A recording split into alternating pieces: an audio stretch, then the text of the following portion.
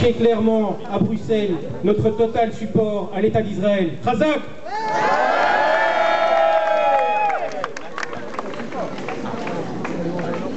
Chers amis, tout d'abord, je vous remercie de nous avoir rejoints si nombreux. La sirène que vous allez entendre retentit sans cesse dans le ciel d'Israël, jour après jour, heure après heure.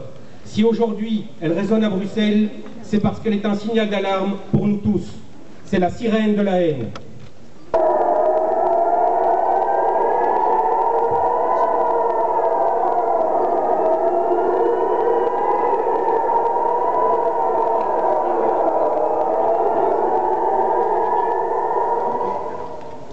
Nous sommes réunis ce dimanche pour proclamer notre solidarité avec le peuple d'Israël. Qu'il sache qu'il peut compter aujourd'hui et à jamais sur notre soutien indéfectible.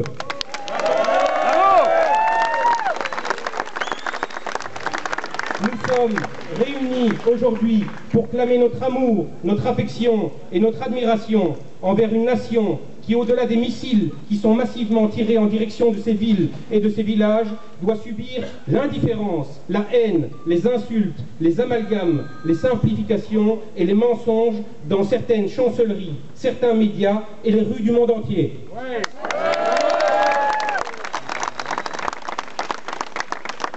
Nous sommes présents aujourd'hui pour signifier au monde que le malheur qui s'abat sur les populations civiles palestiniennes est le fruit de la folie meurtrière des islamistes qu'ils ont élus à leur tête, le Hamas.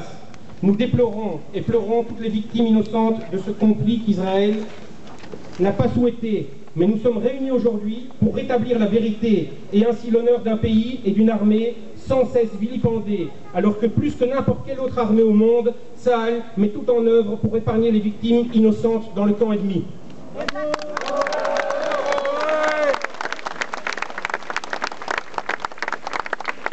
Nous sommes réunis aujourd'hui pour signifier au monde, sans peur et sans haine, notre admiration pour ces soldats qui forment l'armée la plus démocratique, éthique et la plus humaine du monde.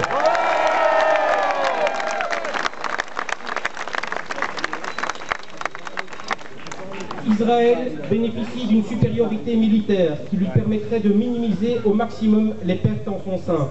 Elle n'hésite pourtant pas à mettre en péril la vie de ses héros en envoyant ses troupes au sol afin d'anéantir ses agresseurs, en évitant, tant que faire se peut, les victimes collatérales inhérentes à tout conflit armé. Mais il est tellement plus aisé pour les médias du monde entier de se faire le relais de la propagande du Hamas et de propager les prétendues accusations de crimes de guerre, de crimes contre l'humanité et de génocide, des termes qui ont aujourd'hui perdu toute leur signification, puisque même Recep Erdogan, Premier ministre turc, déclarait hier encore que la barbarie israélienne avait maintenant dépassé celle des nazis.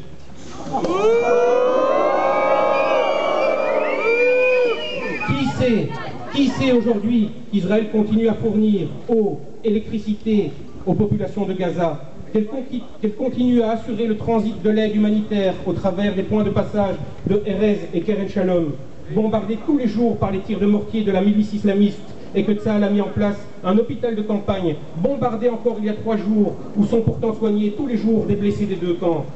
Israël doit faire face à un ennemi qui, au contraire, se cache au sein de sa population civile pour protéger ses terroristes, son arsenal, ses tunnels et ses rampes de lance-missiles. Un ennemi pour qui chaque photo d'enfant mort est un trophée présenté à la face du monde. Un ennemi dont l'objectif proclamé n'est pas la défense de Gaza ou du peuple palestinien, mais l'éradication pure et simple de l'État d'Israël et l'épuration ethnique de la région. Un ennemi qui a, dès le premier jour du conflit, rejeté à l'inverse d'Israël toute proposition de cessez-le-feu.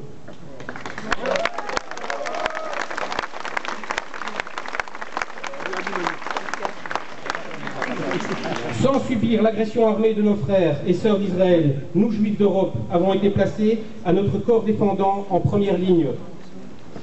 L'exportation du conflit israélo-palestinien n'est certes pas une nouveauté.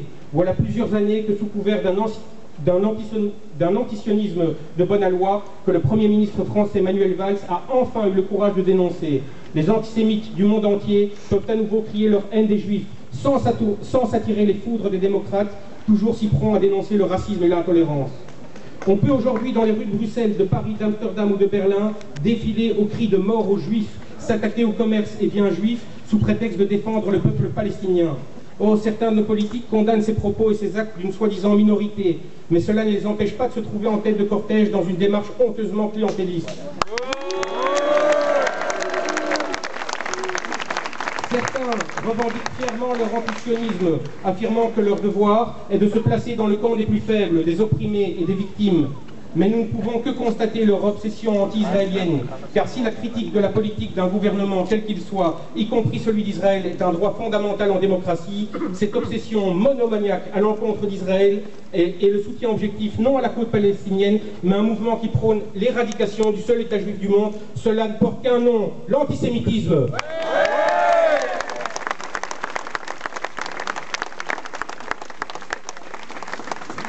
En effet, où étaient et où sont nos valeureux manifestants qui envahissent nos rues lorsque des innocents se font massacrer, non par centaines, non par milliers, mais par centaines de milliers, en Syrie, en Afrique centrale, au Sud-Soudan, ou sur tant d'autres zones de conflit à travers le globe?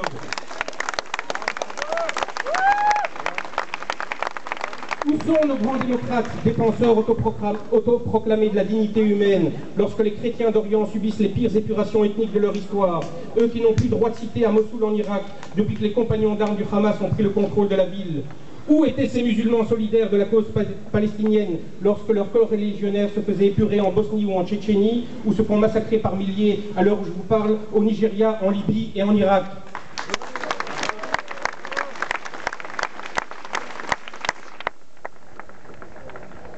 Avant de s'occuper du problème du Moyen-Orient, ne serions-nous pas en droit, en tant que citoyens belges, d'attendre de nos dirigeants qu'ils s'attellent d'abord à combattre la recrudescence de l'antisémitisme ici et maintenant? Ne serait-il pas normal qu'avant d'exiger le renvoi de l'ambassadeur d'Israël, écolo s'inquiète du fait que les commerçants musulmans en Belgique interdisent l'accès de leurs établissements aux juifs alors que les chiens y sont les bienvenus?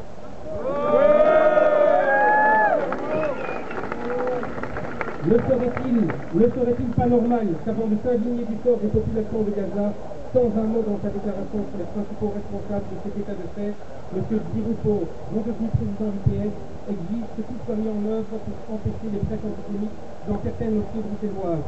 Ne serait-il pas normal qu'avant de vouloir jouer un rôle dans la résolution diplomatique d'un conflit qui se déroule à des milliers de kilomètres, notre gouvernement ne s'interroge pas plutôt sur les mesures à prendre pour que les juifs puissent encore aujourd'hui se promener en rue avec une pipa sur la tête, une étoile de David autour du cou, sans crainte d'être agressés verbalement ou physiquement, et que nos enfants puissent fréquenter les écoles juives et les mouvements de jeunesse sans qu'ils soient être protégés par des escadrons de police?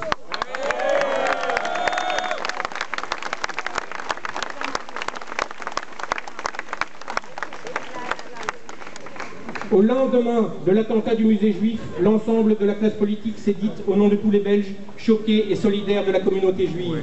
Mais il n'aura fallu que 2 mois pour constater que cette solidarité n'était que façade, puisque dès qu'il fut agi de s'attaquer aux racines du mal, certains de nos politiques sont à nouveau retournés aux abonnés absents et à leurs errements coupables, et notre communauté se sent à nouveau abandonnée à son sort. Pendant que va retentir cette seconde sirène, je vous demande à tous 1 minute de silence et de recueillement. Pendant